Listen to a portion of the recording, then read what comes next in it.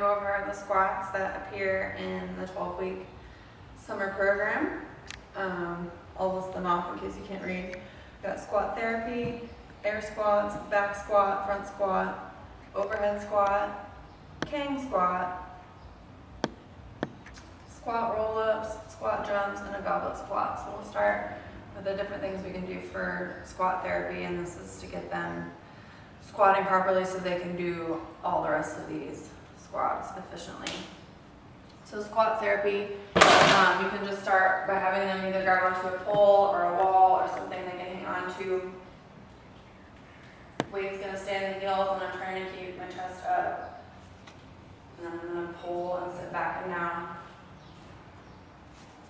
keeping an upright torso, and then making sure my hip crease is below my knee. And then they can use this to stand up, making sure they scoot their butt on the top, nice and tall. Okay, what we want to watch out for is a rounding of the back. So that'll look like this. And they'll be down there like that, so they need to flatten out, big chest.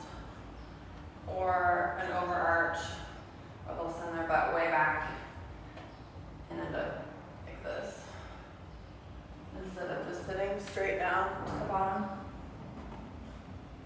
Okay, another one they can do, ideally with some sort of plate. They're going to use this as a counterbalance so they can stay back in the heel. They're going to send their hips back first, pull into that squat, and then use this weight to help counterbalance them so they're not up in the toes. So sitting back, stand, pull it in. Same thing, pushing the weight out, send the butt back first. Standing at the top. So those are two things you can do for squat therapy. And then the next one's going to be your air squat, where you just squat with your body.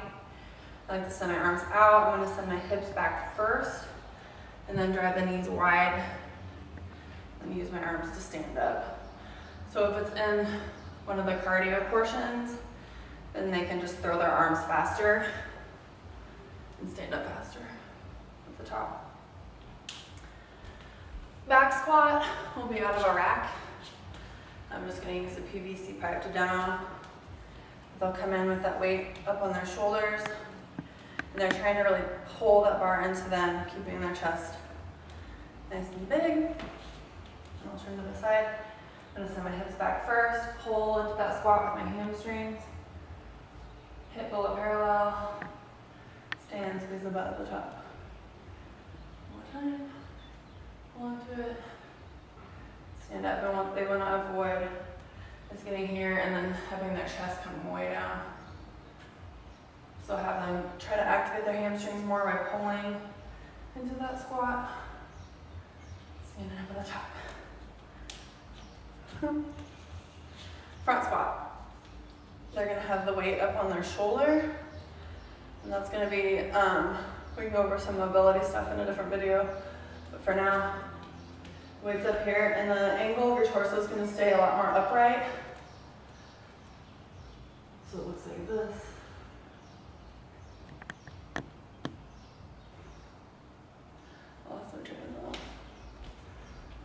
They can also come in with a weight right here, keeping the torso upright. Coming into a squat like that. So what they want to avoid is bending too far over, obviously, so they're trying to sit straight down into that squat.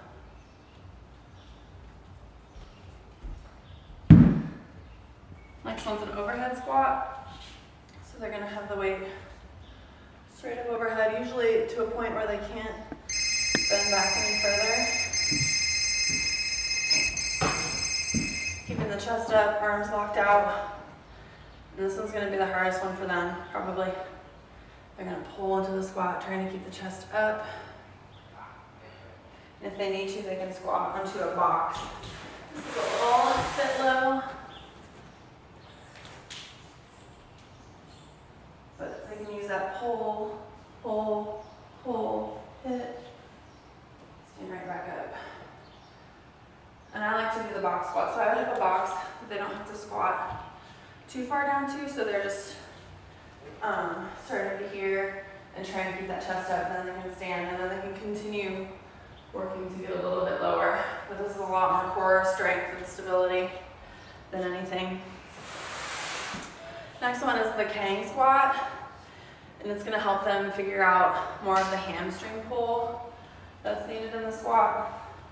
So you're gonna come into your good morning, so I send my butt back, keep my big chest. I'm gonna come into a bend, and then I'm gonna pull with my hamstrings into my squat. So the butt to stand, sitting back, back, back, back, back. And I'm gonna pull down into my squat. Okay, it's a really good one for figuring out how to do the hamstrings. The roll up squat, I saw on the video on the ground.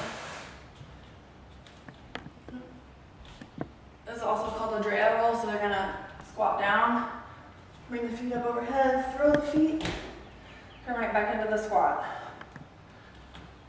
It really helps to really throw the feet and plant them right underneath their butt. If you throw them too far out, you can't stand up out of it. So I'm trying to really pull my feet to my butt as I stand.